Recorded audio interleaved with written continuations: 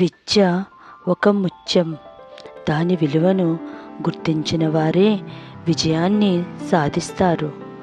ఒక చిన్న గ్రామంలో రమేష్ అనే ఒక పేద బాలుడు ఉండేవాడు.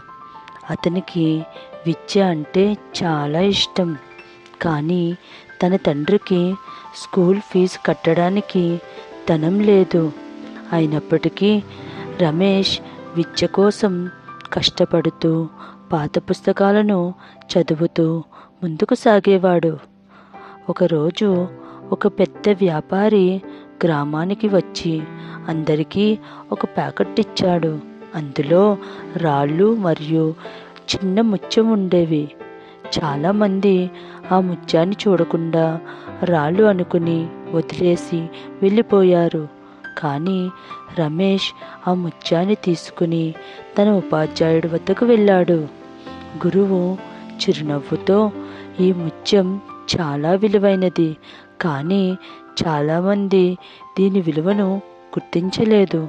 ఇదే విధంగా విద్య కూడా.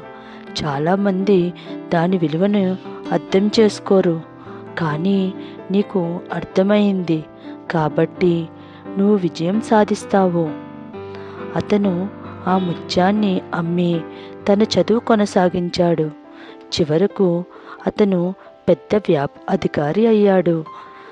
ఈ కథ మనకి ఏం చెబుతుంది? విద్య ముత్యాల కంటే విలువైనది. దాన్ని అర్థం చేసుకున్న వారే జీవితంలో గొప్ప విజయాలు సాధిస్తారు. సబ్స్క్రైబ్ చేసుకోండి.